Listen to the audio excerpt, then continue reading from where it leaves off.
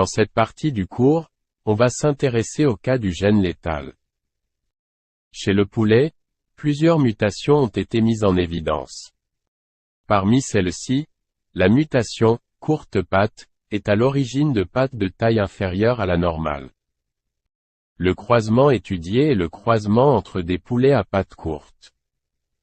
Ce croisement a donné une génération, F1, hétérogène, constituée par 2/3 des poulets aux pattes courtes et 1/3 des poulets aux pattes normales. Donc, la première loi de Mendel n'est pas vérifiée, au moins un des parents est hétérozygote.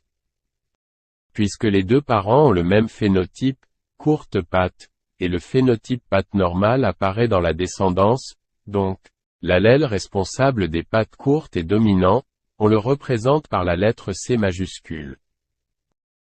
Et l'allèle responsable des pattes normales est récessif, on le représente par la lettre N minuscule. Puisqu'on obtient dans la descendance le phénotype récessif, N, issu du génotype petit n sur petit n, donc les deux parents portent l'allèle petit n. Et les deux parents portent aussi l'allèle grand C, car ils ont le phénotype patte courte. Donc, les deux parents sont hybrides, leur génotype est grand C sur petit n. La descendance attendue du croisement entre les hybrides, dans le cas de la dominance absolue, est 3/4 pour le phénotype dominant, et 1/4 pour le phénotype récessif. Mais comment peut-on expliquer les résultats expérimentaux, 2/3 et 1/3? Passons maintenant à l'interprétation chromosomique de ce croisement. Les phénotypes des parents sont grand C et grand C. Et leur génotype est hétérozygote, grand C sur petit n.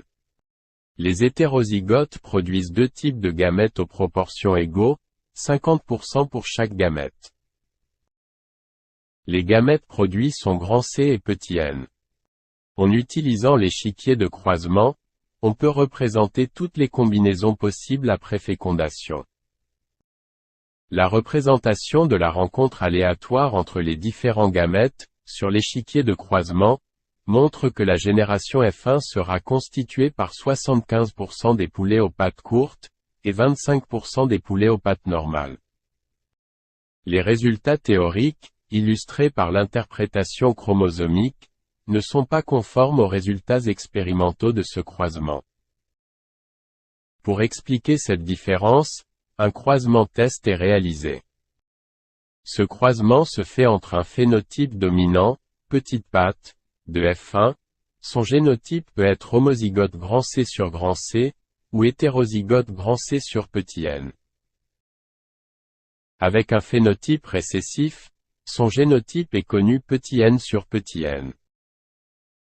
Ce croisement donne toujours les mêmes résultats qui sont 50% patte courte grand C, et 50% patte normale petit n.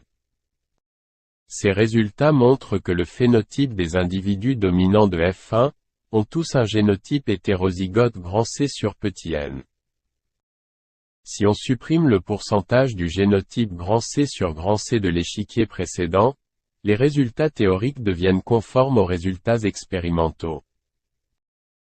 Ceci est dû au gène létal, en fait les 25% des embryons qui sont homozygotes pour l'allèle responsable des pattes courtes, meurent avant l'éclosion.